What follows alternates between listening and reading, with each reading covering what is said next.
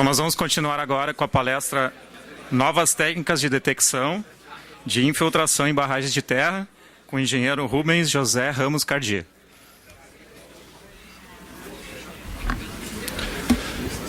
Boa tarde, pessoal.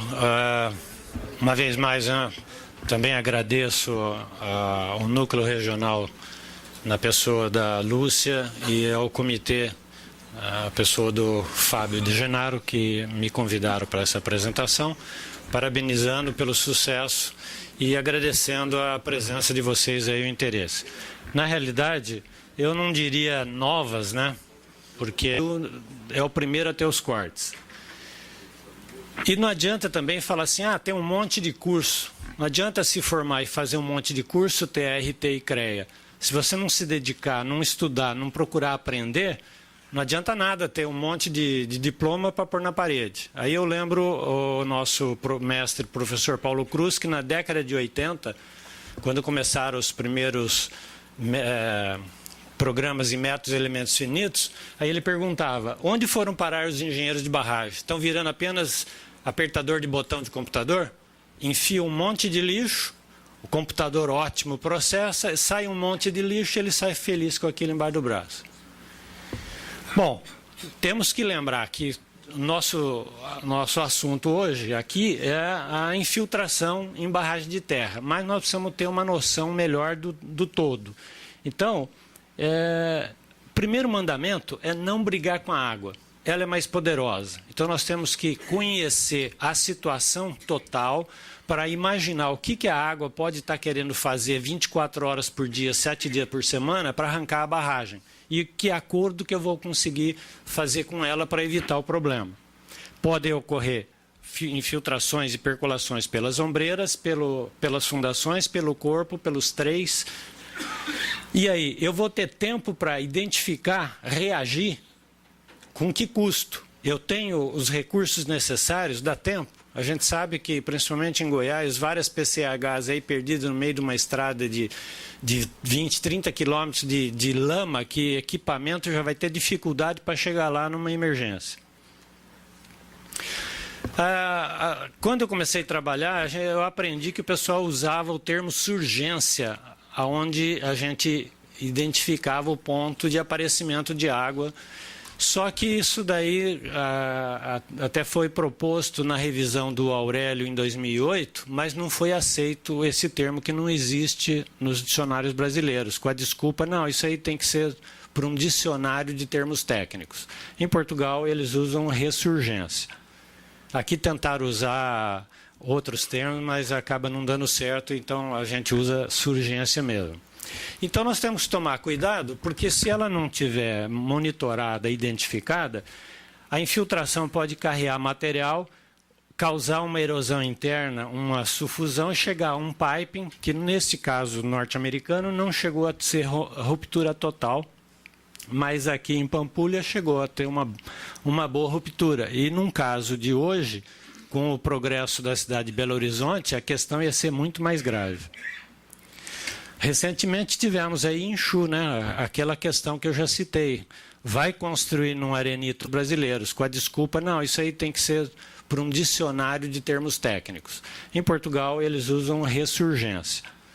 Aqui tentaram usar outros termos, mas acaba não dando certo, então a gente usa surgência mesmo.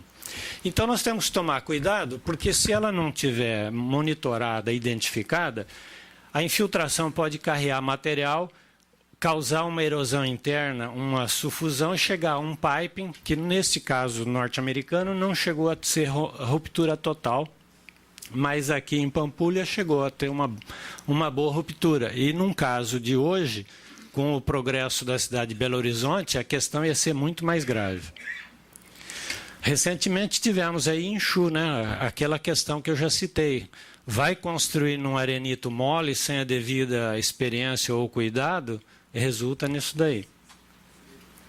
E precisamos tomar cuidado, que apesar de eu estar falando em barragens de terra, que seria o assunto, nós, como especialistas generalistas, ou seja, pediatra para uma barragem nova ou geriatra de uma barragem antiga, temos que ter noção do quadro inteiro. E normalmente a barragem ou uma usina hidrelétrica acaba sendo um barramento misto. Então eu tenho vários tipos de estruturas. Por exemplo, eu tenho aqui uma barragem de terra, estruturas de concreto aqui e uma barragem de enrocamento com núcleo. As questões de percolação, de reação, são totalmente diferentes. E é a mesma pessoa que tem que olhar isso aí. Então, eu, apesar de estar falando o objetivo maior, barragem de terra, lembrar que existem problemas desde a barragem de cantaria de blocos, como o exemplo de Cedro, que a gente vê que pode ter questão de carbonatação por passagem de água nos rejuntes. A barragem de concreto convencional e concreto compactado com rolo pode ter a passagem de água carreando o material pela lixiviação, provocando perda de massa iônica, que é um dos monitoramentos que deve ser feito. Isso sem falar que as deficiências de concretagem podem criar caminhos piores para vazamentos. Nas barragens de aterro, alguém pode pensar, não, barragem de enrocamento com face não tem problema. Quer dizer, não é bem assim. Apesar do enrocamento ser filtrante, deixar a água passar, o seu problema é o apoio por causa das trincas na laje. Então, existe um trabalho num seminário de grandes barragens aí, de Sardinha e um outro rapaz, mostrando o problema de Itá e como foi feito. Então, existe realmente preocupação. Chegando já mais perto do nosso assunto, temos a barragem de enrocamento com núcleo argiloso, que, como já foi citado aqui, o problema de carreamento de material, dá os famosos afundamentos aqui, e agora, mais recentemente, o núcleo asfáltico, que se espera não tenha problema, apesar de que a maior experiência europeia é geralmente em clima frio. Nós ainda estamos muito novos disso para saber se podemos ter algum futuro problema em clima tão quente como o nosso. Existiram várias barragens que ainda estão por aí, principalmente no estado de São Paulo e do Rio de Janeiro, criados como aterro hidráulico na época de 1930, 1940, 1950. E essa tecnologia foi abandonada por causa do excesso de percolação devido à dificuldade no controle executivo. Mas isso ainda é usado nas barragens de rejeito, sendo que se sabe que o método de alteamento pela linha montante é o que está mais sujeito a processos erosivos. Isso porque a percolação, que sempre existe, atravessa um material de baixa ou quase nenhuma coesão e muitas vezes não tem nenhum sistema de drenagem interna, porque acaba se considerando que o material é autodrenante. Ou quando tem a drenagem interna, muitas vezes no alteamento ela não se conecta direito e vai ter uma percolação fugindo onde não devia, causando um piping. Isso também sem falar que esse próprio material está sujeito a uma liquefação, às vezes no próprio alteamento. Bom, finalmente vamos começar a conversar sobre barragens de terra, onde um dos primeiros problemas, aí complementando o que já foi falado inicialmente pela Tereza Cristina, a inspeção visual, eu tenho que detectar as infiltrações.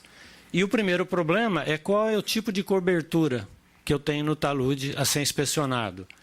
Quando eu tenho vegetação, ela pode ser muito grande, principalmente agora que em PCH começaram a usar braquiária decumbens, que ela cresce demais, seca, tomba, pega fogo e você não consegue visualizar.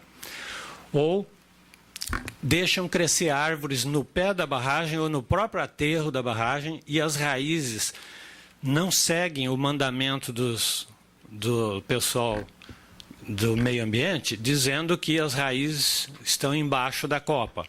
Nós já achamos aí a mais de 150 metros de distância, raiz com 5 centímetros de diâmetro, que foi buscar água lá no filtro vertical da barragem. Então, esse é um caso sério de passagem de água. O enrocamento, muitas vezes, não permite você identificar que a água está escorrendo, ela está escorrendo pelo meio das pedras. Alguns lugares você consegue ouvir o ruído. Outros, você não tem nem ideia de que realmente esteja ocorrendo a passagem da água. E depois, para barragens pequenas, existem outros materiais como blocos intertravados, a manta, etc., que dificultam a visualização. Bom, para que a gente continue realmente a segurança, não podemos aceitar o acaso. existe a necessidade de monitoramento e não podemos seguir aquela lenda do menininho holandês que passando na rua viu o furinho no dique soltando água, enfiou o dedinho enquanto alguém ia correr buscar ajuda. Não, nós temos que ter procedimentos claros, equipamentos, gente, recurso e tudo mais. Então, a inspeção visual, que antigamente a gente percorria a pé e nos pontos mais difíceis usava binóculo, hoje em dia já estão usando drones. O drone já carrega a câmera tipo GoPro e a câmera térmica também para visualizar a temperatura e ajudar a identificar a fuga de água. Nos lugares permanentemente submersos, nós temos que usar apoio de mergulhadores especializados em barragens ou os equipamentos remotos.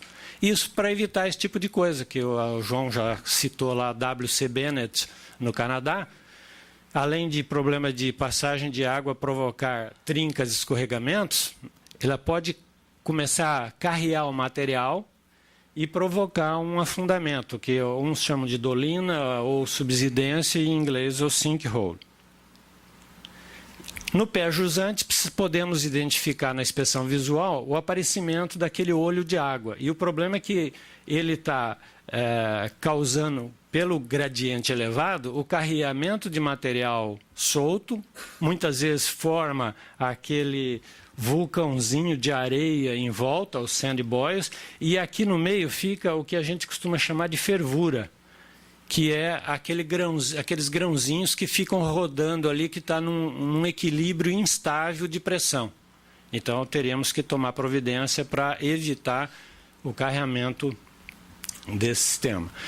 Então, essa água que está saindo, normalmente nós vamos monitorar usando medidores de vazão, seja do tipo partial ou placa triangular, ou com medida em recipiente ou outro sistema. Nessa amostragem de água, nós devemos fazer uma avaliação do carreamento de material por ensaios físicos químicos, normalmente a turbidez, lembrando que não adianta falar que a água está limpa, porque nós só vamos perceber visualmente quando tiver um teor acima de 5 miligramas por litro, que pode já ser bastante, dependendo da situação.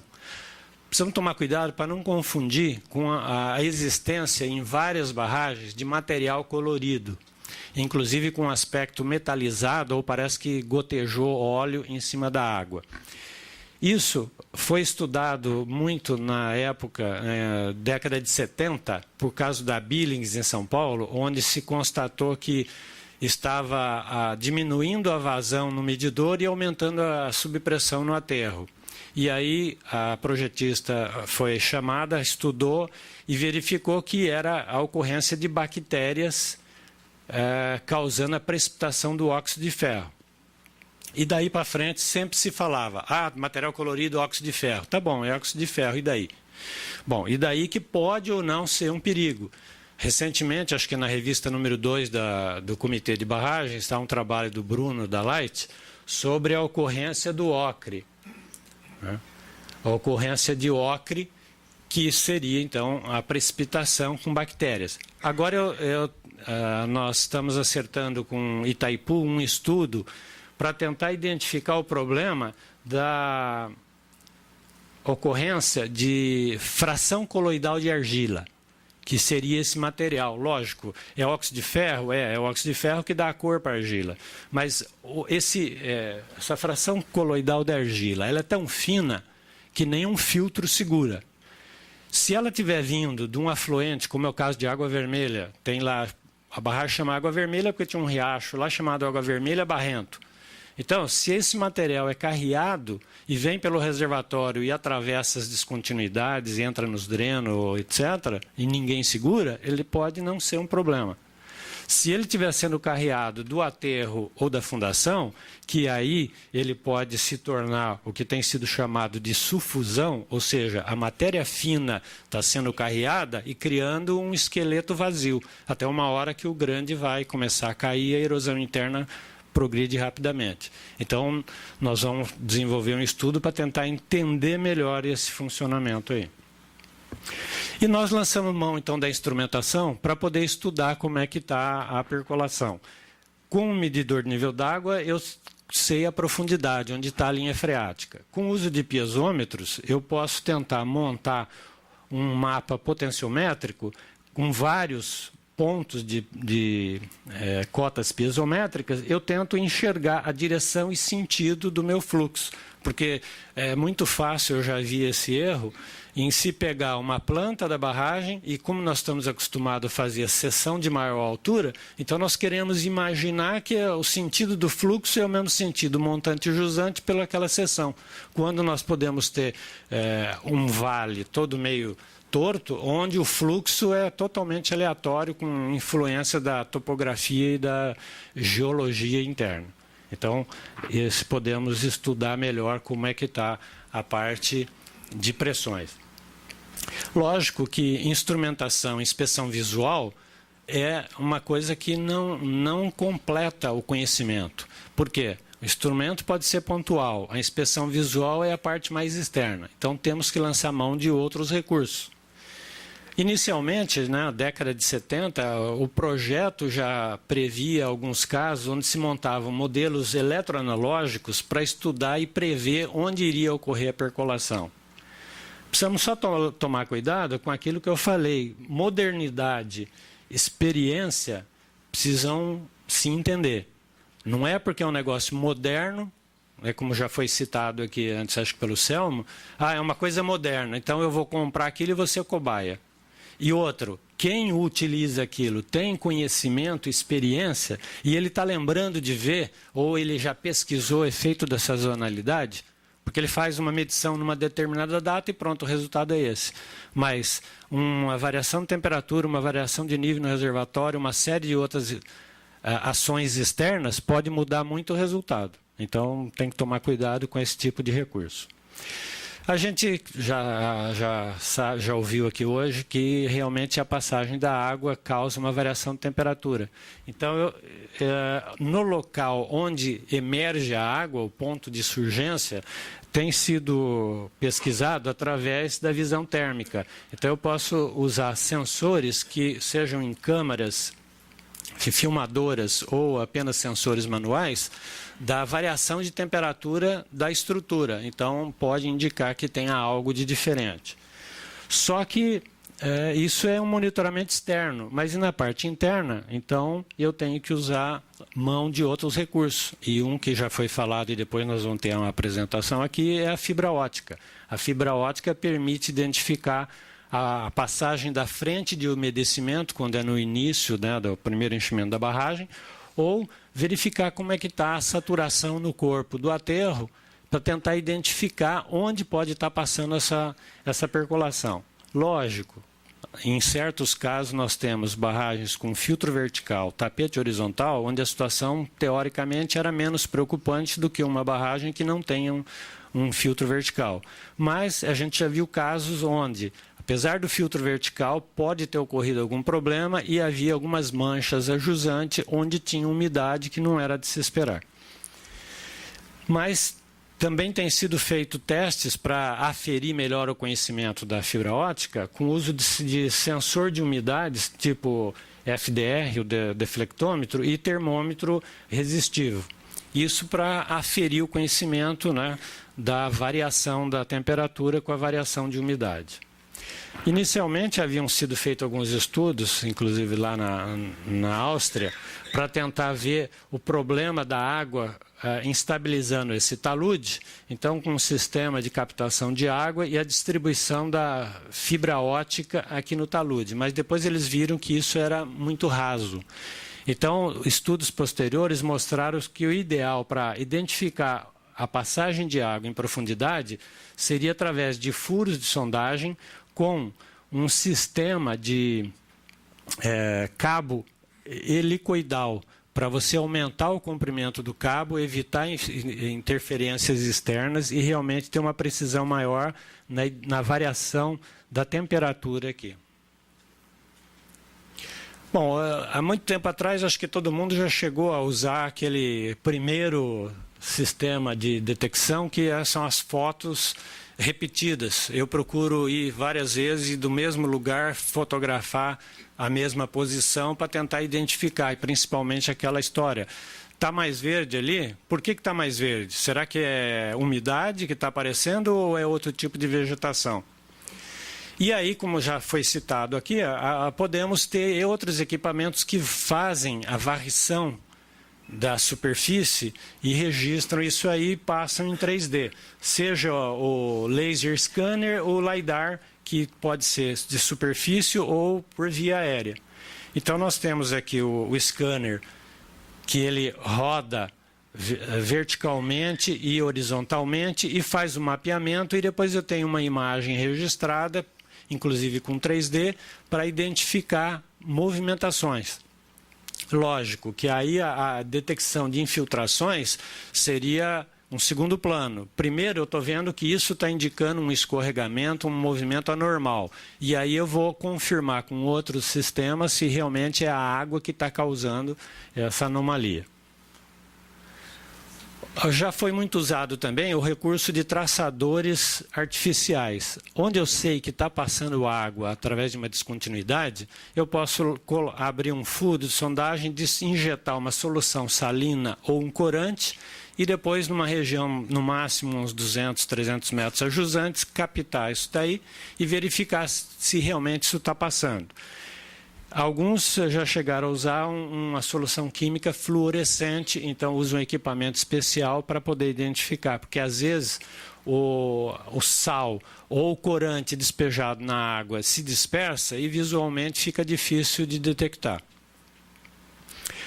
Existe também meio de você usar a radiação ionizante, mas o problema maior é que isso talvez sirva mais para a barragem de concreto, onde você, a caixa espiral, tubos de sucção, etc., onde você tem meio de chegar à face oposta, ao outro lado do bloco, onde está passando a água, e botar o filme e fazer a emissão. O mais comum são os radioisótopos. O problema é que hoje em dia isso é considerado poluente. Então, uma grande utilização pelo Instituto de Energia Atômica foi em Ilha Solteira na década de 70, para estudar a percolação pela margem esquerda, ali perto da eclusa.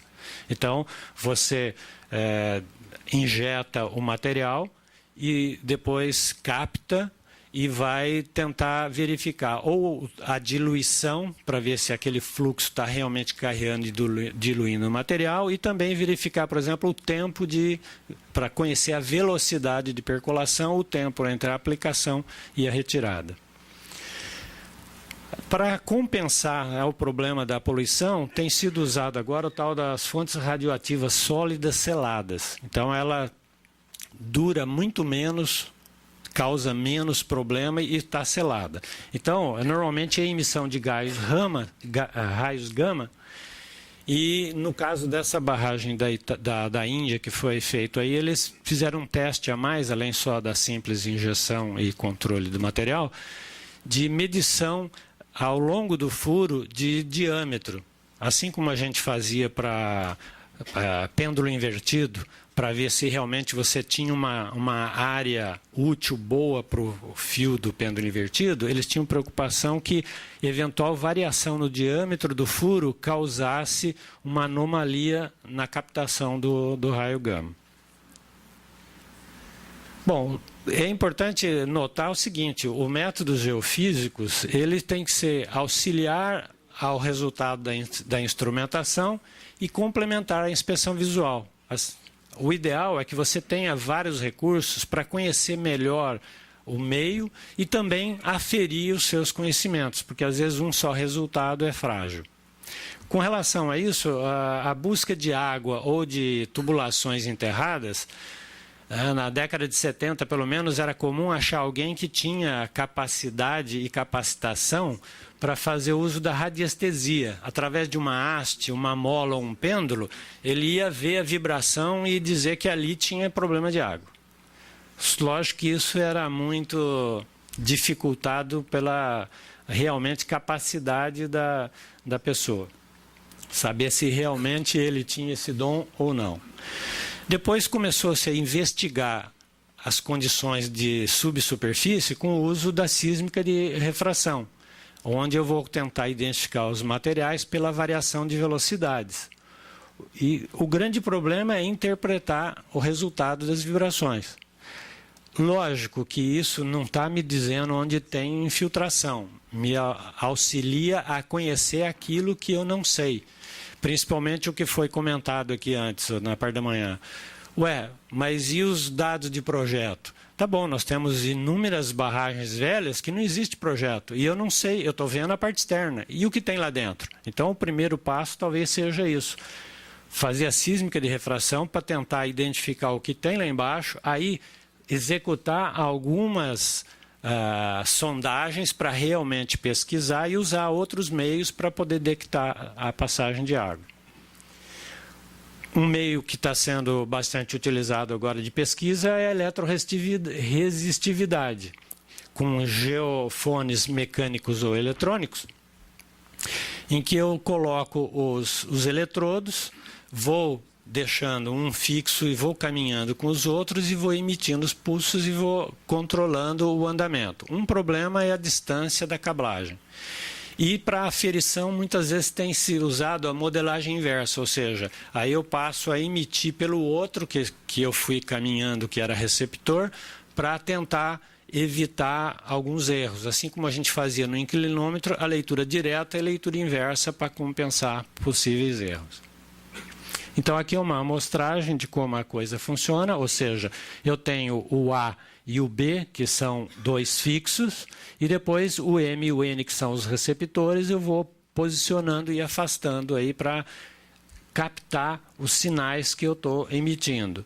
E aqui um exemplo de um estudo de uma barragem mostrando o corte longitudinal da barragem, e vendo regiões onde tem aparentemente algo mais anormal que foi depois tratado.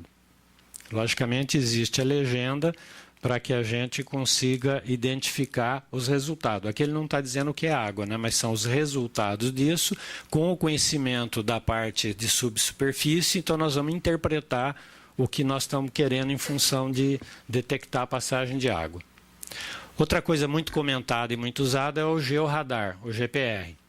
É um equipamento também eletromagnético que, para nós, acaba sendo o melhor, o de baixa frequência, né, de 100 a 500 Hz, para profundidades até 30 metros.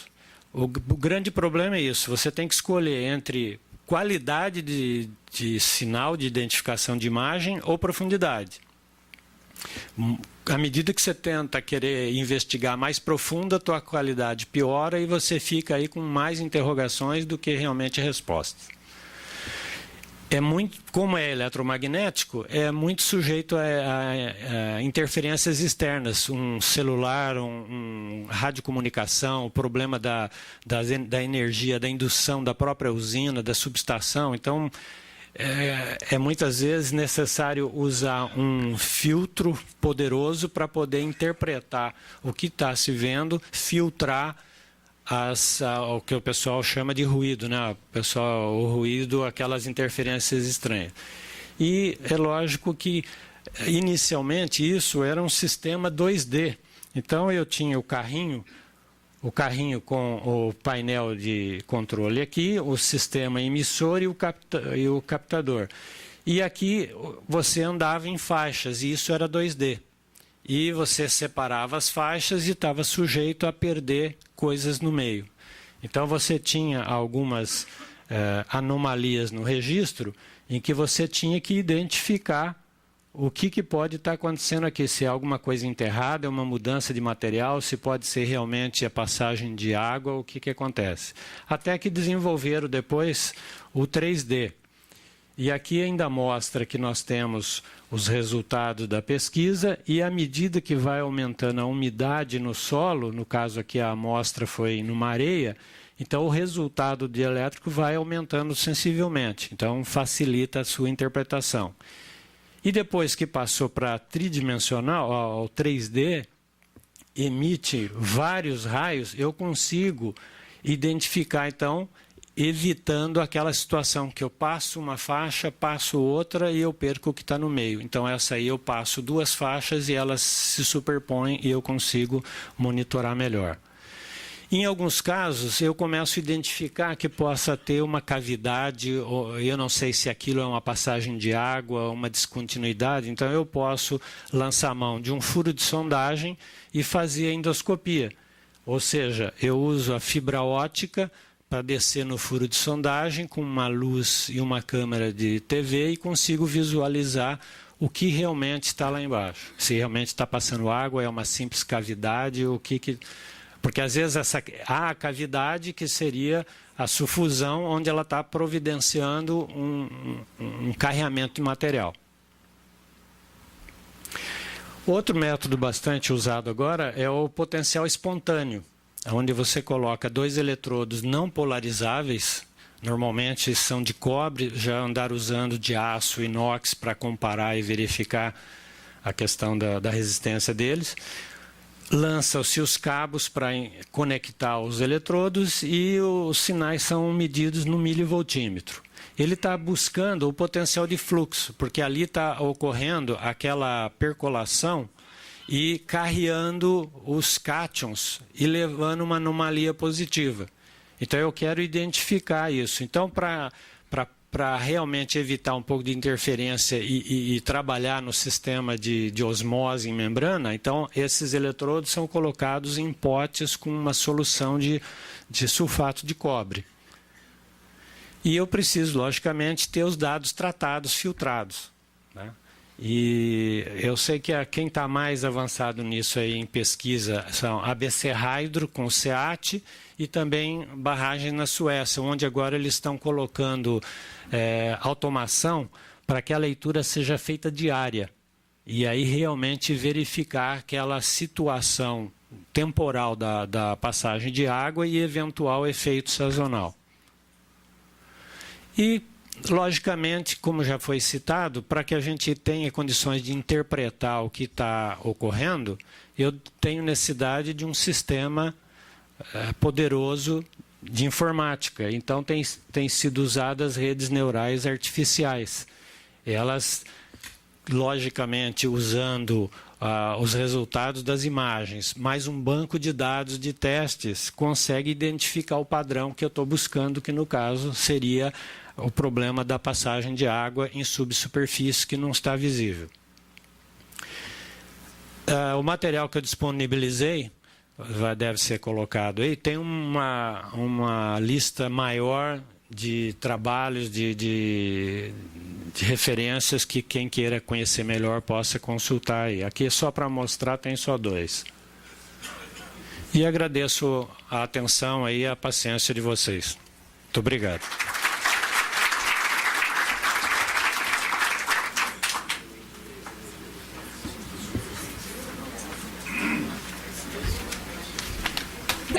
Para avaliar a consequência. A coisa que mais me deixa assustado hoje em dia é quando você vê um problema seríssimo e ninguém toma providência.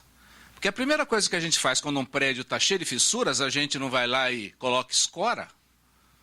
Quem coloca escora nas barragens? A gente deixa acontecer porque não acontece? A gente vai trabalhar com fortuito?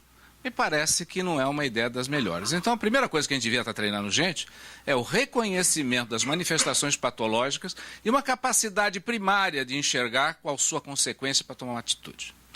Depois disso, sempre determinar a causa. Porque se eu não ataco a causa, eu estou simplesmente fazendo maquiagem ou fazendo bobagem ou derrubando. Lembrem sempre, se alguém estiver começando um pequeno AVC e está com uma dor de cabeça, se eu der paracetamol, tudo bem. Agora, se eu der ácido acetil salicílico, eu estou ajudando a matar o cara. Então, a gente tem que saber o que faz. Para saber o que faz, eu preciso causas. Para depois analisar e projetar e fazer o reparo. E no setor elétrico, o reparo é rápido. Por quê? Porque toda vez que eu paro de gerar energia, custa uma babilônia de dinheiro. Então, sistemas de monitoramento que possa eu ter tempo para brincar com a causa são fundamentais e importantes. Lembre-se, senhores, que depois que a gente mexe numa usina, o CREA em jogo é o nosso. Sempre. Então, qual é o segredo da vida? Determinar causas. Qual é a chave do problema? É saber coisas. Por incrível que pareça, a vida é fácil. Quando a gente sabe coisas, tudo fica muito fácil. Por exemplo, condição geológico-geotécnica. Precisa saber numa barragem de concreto? Todo mundo fala de concreto. Mas barragem de concreto, geralmente o que arrebenta é a fundação. Se eu sou um cara que projeta concreto e não entendo nada de geotecnia, eu sou um idiota. Ou um temerário, ou um moleque. Ou os três. Talvez sejam os três. Né? Eu tenho que saber de critérios de projeto, de onde que eles vieram, porque as pessoas usam as coisas assim e falam assim, não, eu utilizei o dado que veio do ICO. Bonito, de onde veio o dado? Norma nenhuma, regulamento nenhum ensina a fazer. Engenharia. Aquilo lá só dá limites para diminuir o risco. Esta é a verdade. Eu tenho que saber dimensionar, não copiar a armadura dos outros, por exemplo. Feio copiar a armadura dos outros. Tá? Eu tenho que saber executar as coisas em vez de chutar. Tá? Eu tenho que saber operar as coisas. Por exemplo, hoje em dia, vários lugares que eu vou, todas as barragens no nível excepcional. Espetáculo. Por quê? Aumenta a energia? Aí você fala, mas por que você não está no nível normal? Não, aqui aumentou a energia. E se chega cheio, faz o quê? Chora? Sofre? Né? Uma maravilha. Está ficando espetacular o mundo. Eu tenho que entender de instrumentação. Entender de instrumentação não é ler instrumento. Não precisa de muita coisa para fazer, não. Até eu, que sou um cara ruinzinho, ceguinho, consigo ler instrumento. É saber interpretar instrumento, saber o que significa aquele instrumento em relação a segurança e durabilidade. Tem que entender de materiais e componentes. As coisas não duram para sempre. Até as pirâmides, olha aí, que falaram que eram bonitas, estão um caco, gente. Vocês não acham? Elas estão toda arrebentadinha. Itaipu vai durar 5.000 anos, pessoal? Estão vendo meus amigos de Itaipu? Nós não temos alternativa. Tem que durar 5 anos, porque eu não sei o que faço com aquilo depois que estraga. A situação é séria que a gente está brincando. Segundo, 17% da nação, da energia está ali. Eu não tenho direito de parar de estragar.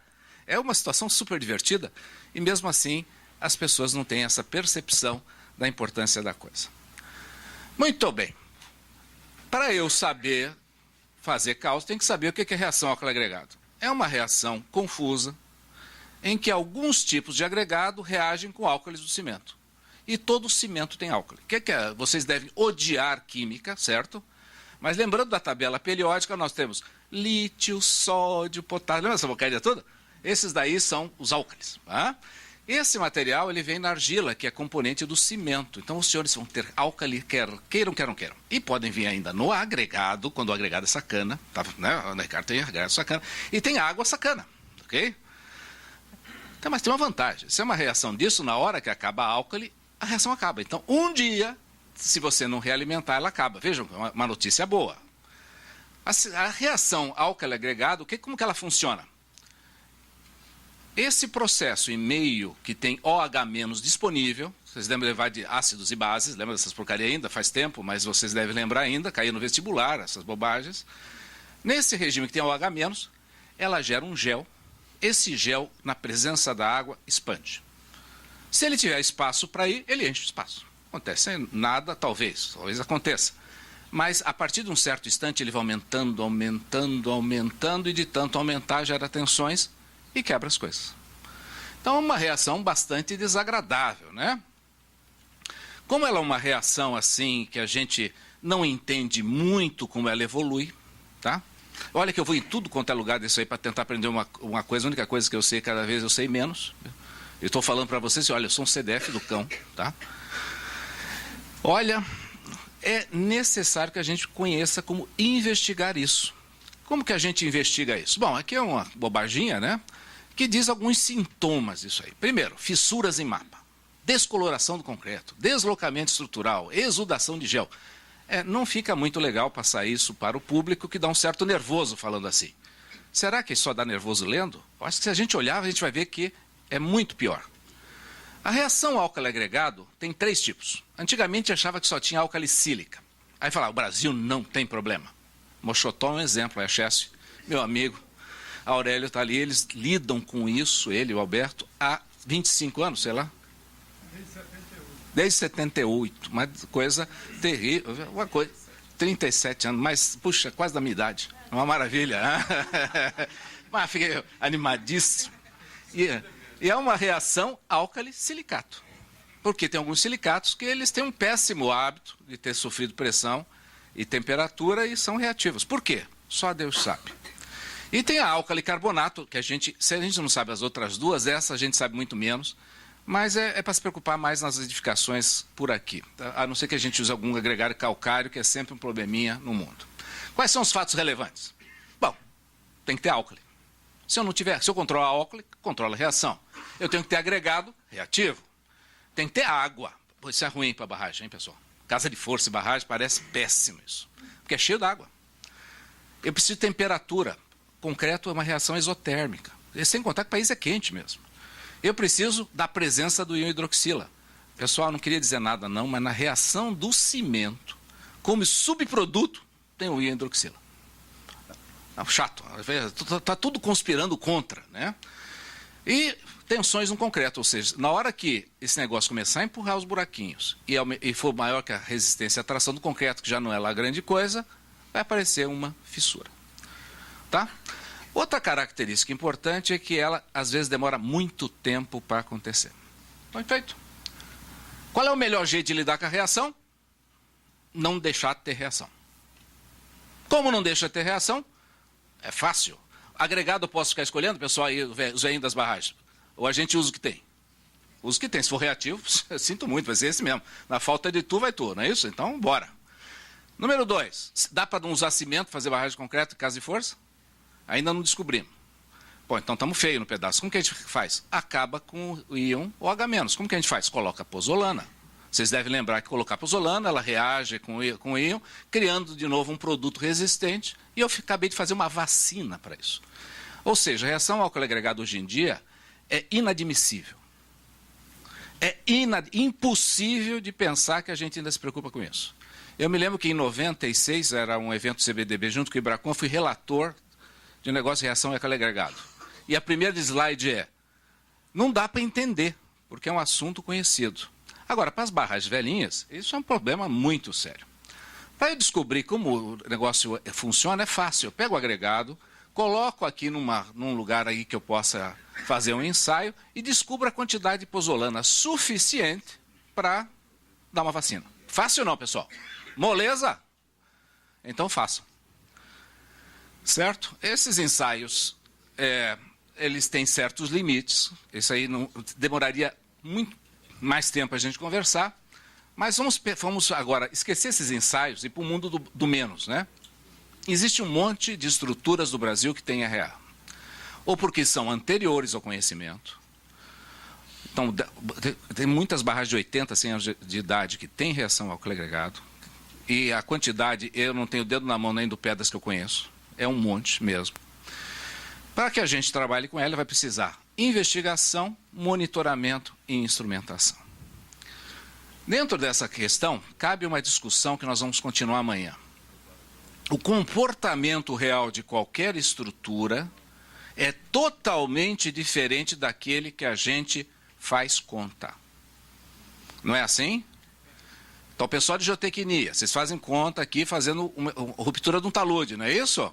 Método de bicho, não é? Chuta lá um monte de pontinho onde vai ser raio, chuta um monte de raio e calcula o fator de segurança mínimo. E, às vezes, as rupturas não são circulares, não é isso? Ou estou errado? É. Assim como o pessoal calcula a estabilidade de barragem, supondo que aquela meleca é rígida, e é difícil acreditar que a fundação não se mexe, diferencialmente.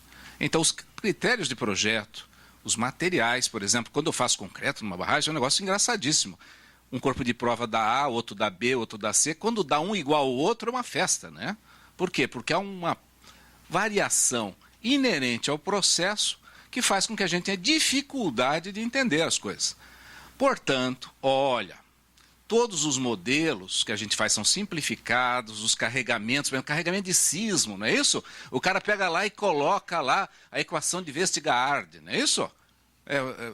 Alguém lembra disso ou não? A gente aprendia antigamente, hoje em dia eu não sei se aprende mais. Mas na hora que a gente faz isso, será que é verdade? É mentira. Como que comporta a subpressão de fato, né? E as bicheiras têm que ser levadas em conta em concreto? Na projeto ou não? Claro que sim. Eu vou ter que levar isso limitando a probabilidade de ruína. É isso que nós falamos, eu adorei a conversa da Tereza. Começou aí um ciclo virtuoso. Nós começamos a trabalhar com probabilidade de ruína. Nós começamos a trabalhar com risco como consequência do que vai acontecer. Portanto, se todo esse desconhecimento há, qualquer que seja a barragem que a gente faça, há sempre uma probabilidade de falha interligada com a vida útil. E monitorar não é uma opção, é uma obrigação. Estou jogando pesado, ok? Depois pode jogar, como fala meu amigo, tomates em mim, não tem problema. Estou aí para isso. Toda vez que surge uma manifestação patológica, o que é? Uma reação ao agregado, uma fissura, um pipe, sinkhole, significa o seguinte, a probabilidade de falha aumentou, porque ela já é uma falha. E qual falha que nós estamos falando? De ruptura. Porque se tinha uma probabilidade de ruína antes, se piorou, a probabilidade de ruína fez o quê? Vocês não falam? Aumentou, pô. Assim sendo, eu tenho que ter um processo de manutenção contínua, com capacidade de decidir como intervir, sempre para manter segurança e desempenho. Tá certo ou tá errado? Ai, Carlos Henrique aqui pelo menos responde, ele está acordado. É uma satisfação saber que às 5 horas da tarde tem alguém acordado, né? Porque colocar os outros é sacanagem nesse horário, né? Muito bem. Para eu trabalhar, gente, é totalmente diferente. Eu trabalhei com projeto muitos anos na minha vida. É um negócio divertidíssimo trabalhar com projeto, mas é muito mais fácil, né? Porque eu imagino, faço um monte de simplificações e vai fazer assim. Quando a gente trabalha com segurança de barragens, é esquisito. Às vezes a gente não trabalha com projeto. Não é isso? Eu vou ter que pegar o protótipo e descobrir como ele funciona. É o inverso do raciocínio. E isso é um negócio sério, porque aí eu preciso do quê? Dados. Eu preciso fazer conta. Esse negócio de fazer segurança de barragem, você fazer conta, me dá arrepio. O cara vê lá, tá com um probleminha. Faz as contas, bicho. Qual é que você de segurança está dando? É de trás para frente. Para saber o que está acontecendo, senão é o seguinte, vai cair, eu não sei o que eu faço. E isso é um assunto muito sério, não estou brincando. Para isso eu tenho algumas coisas. Número 1, inspeção visual. Todo mundo falou inspeção, já estou feliz. Por quê? Tem que ter. Quando? Sempre. E por quê? Por gente. Ok? Gente sente cheiro, mete a mão nas coisas, e isso ainda é necessário. Eu tenho que ter análise de processo, eu tenho que saber como isso foi construído, pessoal. O cara fez uma junta aqui ou não? Eu tenho que ter o diário de obra desse negócio aí. Tem que guardar isso em algum canto, tem que ter desenho disso, de as-built, coisa que hoje em dia os caras jogam fora, porque é tudo no computador e o cara apaga. Eu tenho que ter os relatórios de execução, por exemplo. Vocês gostariam da obra de vocês conhecer todos os ensaios de controle de qualidade? Fundamental. Hoje em dia o pessoal guarda? Não. E o pessoal faz 5S na empresa de vocês? Não. Então, tomem cuidado no 5S. Toda vez o 5S eu vou lá, eu fecho os armários. Aqui no meu armário, não. Esse aqui é tudo particular. Certo? Aí eu tenho alguns ensaios propriamente ditos e instrumentação. Como já falado aqui, a escolha do instrumento tem que responder uma pergunta, né? Já foi falado aqui 2 vezes. Ele tem que permitir uma análise e controle das partes que podem ser as primeiras a sofrer deterioração ou permitir que eu entenda o que está acontecendo. Ele tem que responder uma dessas 2 coisas. Para isso serve o instrumento. Está funcionando do jeito que eu pensei? Não, que bom.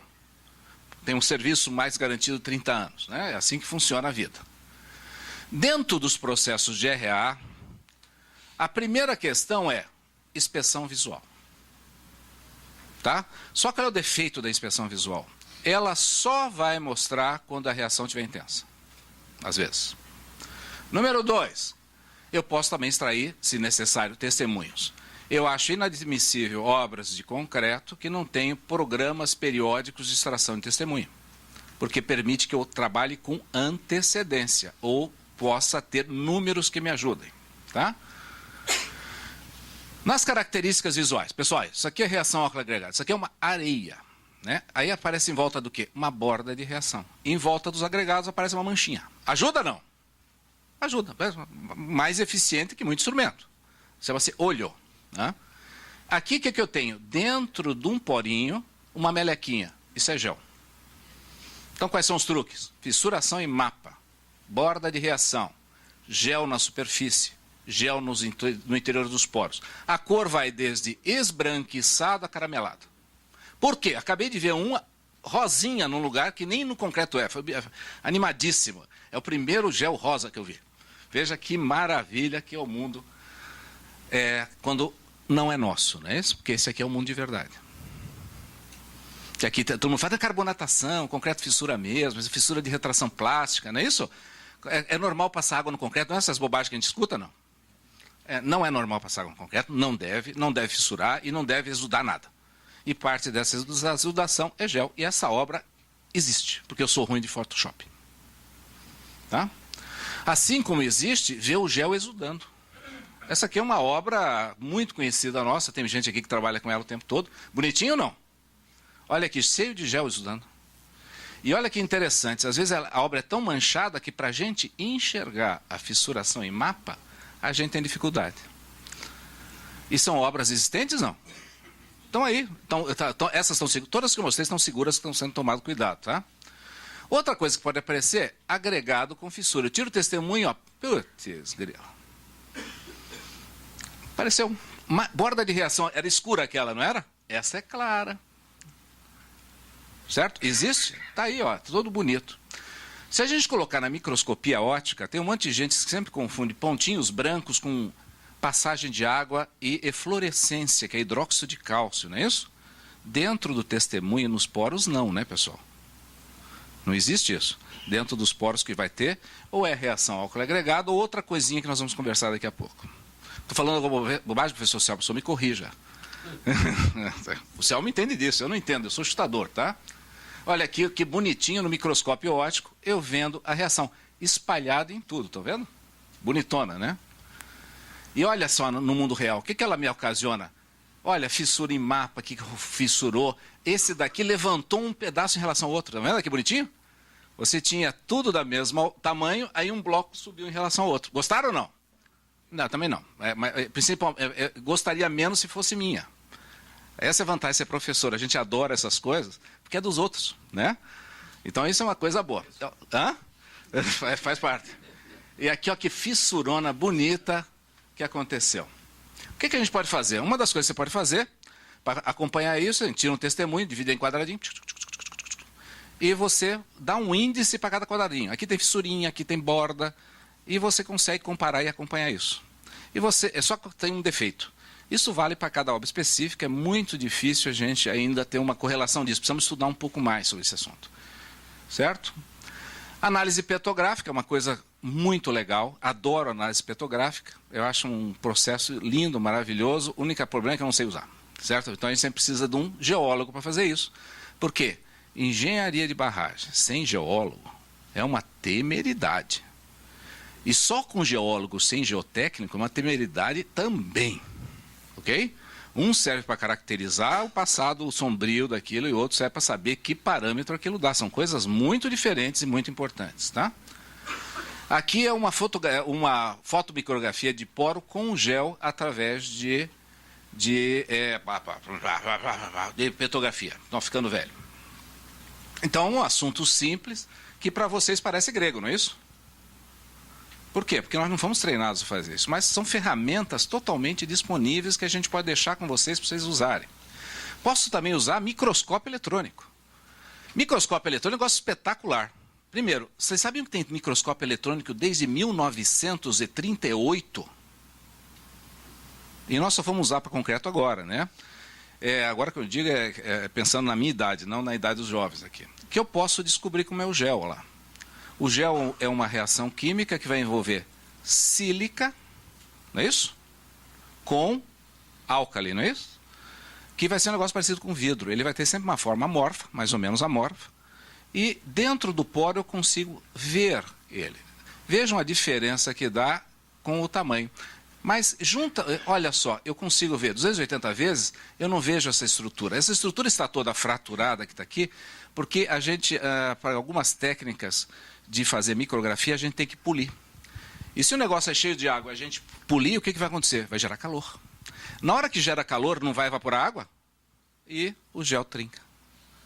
E essa forma daí é muito simples para a gente ver. Quando eu aumento demais o gel, eu começo a ter uma dificuldade, porque ele tem uma estrutura tão cheia d'água que, olha, eu começo a enxergar ele rendado. Certo? E qual é a vantagem? E daí? Tudo bem, bonito pra caramba, e para que serve isso? Aqui eu consigo ver antes de ter a fissura, às vezes. Só que tem que dar uma sorte do caramba para fazer isso. Tá? Na hora que eu vou aumentando a questão, aqui chega a 6.900, aí só para Nicole enxerga. Porque eu começo a não conseguir enxergar mais as estruturas. E então a gente vê que o tamanho bacana para ver reação ao álcool agregado é entre 400 a 800 mil vezes. Tá? Vai. A Nicole é boa. A Nicole realmente ela é um espetáculo, né? Mas eu posso fazer uma sacanagem, né? Eu posso fazer um EDS junto com o microscópio que me diz os produtos químicos que tem isso. Ajuda ou não? Ai, ai, ai. Tem sílica, tem sódio. Isso é bom? É ruim. Como o concreto é basicamente cálcio, pessoal, lembram disso ou já esqueceram? Lembra? O C3S, C2S, aquelas bobagens todas, né? A gente pega isso daqui, se a relação cálcio-sílica for muito baixa, sinto informar-lhes que reação álcool agregado. Sofisticado? Nem tanto. Tem muito microscópio eletrônico no Brasil? Sim, tem.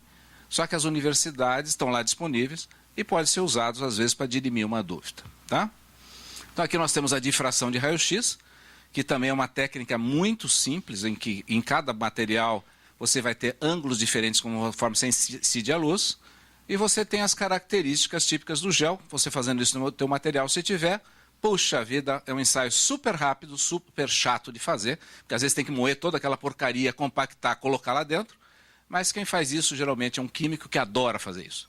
Então eu odeio fazer isso, eu adoro ver ele animado, né? Vou lá olhar, acho bonito, tal, acho uma beleza, mas para isso que cada um tem seu caminho, não é isso?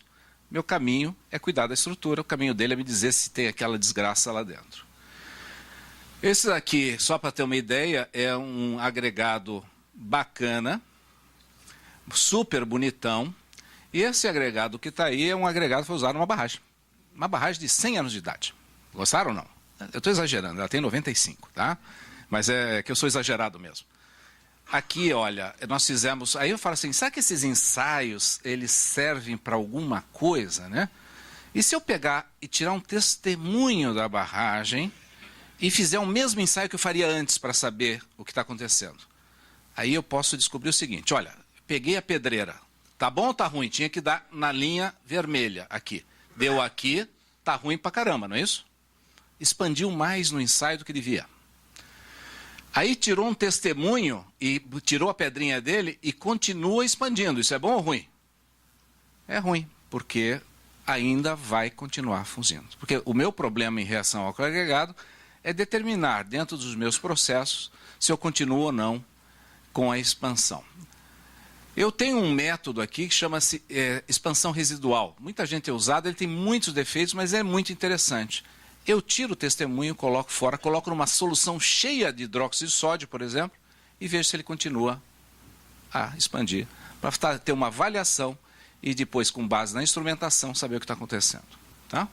Isso aqui são casos reais, de estruturas de testemunhos, cujo limite seria 0,04, e em 365 dias estão dando mais que o dobro. Portanto, essa barragem parou a reação ao álcool agregado? Não. Isso é bom ou ruim? Então, como que eu resolvo agora uma obra pronta com reação ao álcool agregado? Contem para mim. Primeiro, ela precisa de água para expandir, né? A primeira coisa que eu posso tentar fazer é controlar a água, que numa massa de concreto é um inferno, não é isso? Porque, veja, se eu fizer um concretinho só com 120 kg de cimento, quantos quilos de água eu ponho, pessoal? Pessoal, corte e costura, né? Veja, nós estamos falando de coisas sérias, não? Monitorar barragem significa saber como faz barragem. Monitorar a barragem é saber, se vai monitorar concreto, como funciona o concreto, para a geotecnia, como funcionam os maciços, os enrocamentos. Porque qual é a chave do problema? Conhecimento. Eu vou usar quanto? 100 litros d'água? É farofa, pessoal. É farofa. Eu vou usar 140 litros d'água. Desses 140 litros d'água, só 30 vão reagir. E os outros 100 vão ficar lá dentro. Você já tem água suficiente na tua barragem para dar reação. Você dormiu com o inimigo. Reação ao álcool agregado é assim que funciona. Tá? Aqui umas imagens de petografia, só para que eu coloquei aqui para verem como funciona, que é divertidíssimo. Que a gente transforma a pedra num negócio desse tipo. Olha que bacana. E olha que o microscópio eletrônico de varredura, só para dar uma olhadinha, como ele funciona desde 1938. Que dúvidas vocês têm sobre reação álcool agregado? Eu tenho um monte. Vocês têm também? Então qual é o segredo? Agregado reativo, em meio com OH-, ele mistura com álcali e gera um gel expansivo. Que é até você acabar com os álcalis, ou acabar com o agregado de fora que está reagindo, ele vai continuar reagindo. Existem obras que eu já vi que já parou a reação, ela já estabilizou, sim. Agora existe Moxotó, 37 anos, e ela continua forte. A expansão é extremamente forte. E essa é uma coisa imperdível de ir ver a casa de força lá no dia de parada de máquina. Porque é a porta aberta do inferno. E olha, vocês vão conhecer engenheiros da mais alta qualificação.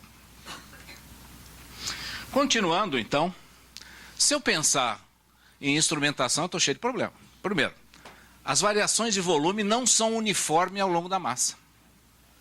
Se fosse uniforme, todos os mapas seriam com a mesma cara, não é isso? Não são. Número 2, todos os extensômetros mudam o resultado que você tem, que você quer. Pode ser tudo esquisito. Número 2, os campos de tensão e deformação mudam. O que a gente pode medir, então? Variações volumétricas e verificar se elas continuam variando ou não, que é o que a gente faz geralmente em instrumentação. E o resto é ensaio e trabalho. Quais são os instrumentos concretos que nós temos? Todos esses que estão aqui. Qual que vai nos incomodar? O que vocês usariam? Posso usar extensômetro, medidor de junta, medidor de fissura. E meu único objetivo vai ser como isso atenua com o tempo. Sinto muito. Todos os modelos numéricos que a gente tenta fazer, olha que eu era um cara de elemento finito durante um tempão, eles ainda são muito instáveis. Eu vi uns modelos muito bons da Chess, que eu apresentava, estava o Alberto olhando, mas os resultados ainda são muito ruins de interpretar. E segundo, nós não sabemos exatamente como a reação continua a funcionar. Ou seja, é uma manifestação patológica dura, que a convivência é difícil. E o que é pior, ela é mais ou menos como a AIDS. As estruturas não morrem de reação ao álcool agregado, ela abre caminho para outras coisas. Então, se a gente pegar obras de verdade, olha que bonita. Essa é uma senhora, bem comportada, com reação ao álcool agregado. Bonita, não? Ah, sim, até que tá bonito. O que você acha, Carlos Henrique? Não? Tá bonita, né? Aí dentro dela. Tá bonita, né? Porque idosa, né? Ela já está vazando, né? Tá bom ou tá ruim? Não, veja, para nós é ótimo, nós estamos estudando. De que os veinhos iam viver se não tivesse isso? Agora, tem perigo essa obra? Não, ela está bem monitorada, tá? Está sendo arrumada. E é que arrumar isso é um pouquinho doído, né? Olha só que bonitinho. Porque a reação começou um processo, pensava-se que era reação, nós vamos ter uma surpresa, tem coisa pior que a reação ao álcool agregado. E gerou isso aqui. Essa aqui já é uma outra obra, uma casa de força, com baita de uma reação ao álcool agregado na saída do que são, tá vendo? Bonitão. Olha que coisa linda, né? Sem perigo também, absolutamente nenhum. Essa é a mesma casa de força, e essa é uma fissura subhorizontal que ela começou com a reação ao álcool agregado, e ela aumenta com a rejeição de carga. Então, da rejeição de carga, a barragem sobe e volta. A barragem não, a casa de força. Também sem perigo absolutamente nenhum, está bem monitorado. Veja, a gente não ia mostrar coisas que estão com problema aqui, né? Vamos mostrar coisas que estão no caminho do bem, né? Só que a sensação é horrível. Apesar de estar no caminho do bem, não dá... Gostaria de ser dona?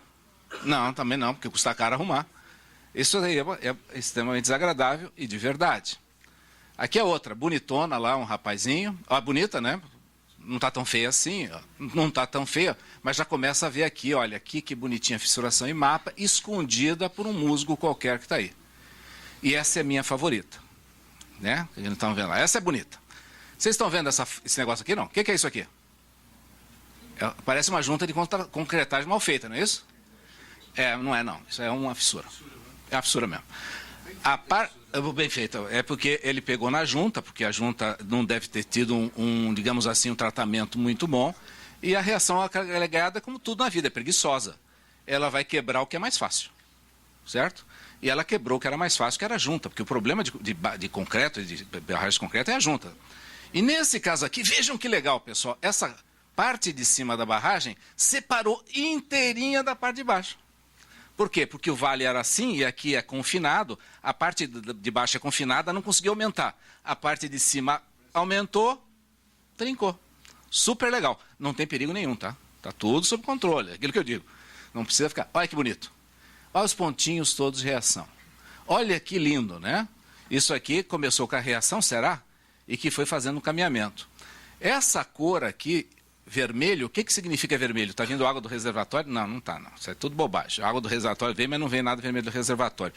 Coisas no mundo que são vermelho, o quê? Ferro. O pH abaixou tanto que o íon ferro decantou. Então, o pH esse negócio está saindo, normal, o pH está caindo, né? Olha que bonito. Já tinham visto estalagmite em barragem, não? Agora, minha favorita, hein? Tcharam! Ó! Hã? Isso aqui, se faltar a luz para descer essa escada, bicho, mas vai ser um caos, né? É super bonito. Veja, volto a dizer, é aquele negócio, uma empresa comprou outra empresa que teve esse negócio, tá? Agora está tudo bem, está tudo ótimo, funcionando super legal, né? Mas é bonito, né? Isso aqui é a minha mão quando eu era mais magro, tá vendo? Aqui eu era bem mais magro. E a gente vê aqui, olha que bonita a fissura com um monte de gel em torno dela. Estão vendo? Ó? Olha que interessante. E aqui é o mais legal. Uma das coisas mais impressionantes, que a maioria das pessoas, vocês conhecem qual é a sequência de ter câncer? Não. Qual é a primeira fase quando o cara fala que tem câncer? É a negação, não é isso? Então, toda vez que fala com segurança de barragem, vai falar para o engenheiro eletromecânico que a barragem tem um problema, a primeira coisa que vai vir vai ser o quê? A negação. Então, o cara fala assim, não, concreto, pode passar água, ter eflorescência e branquinho é normal, não é isso que o pessoal fala? Olha que bonitinho. Teve a eflorescência, virou, isso aqui é o hidróxido de cálcio misturado com o CO2 virou de novo calcário, né? E a fissura veio depois. Bonito, né? Então teve uma manifestação patológica.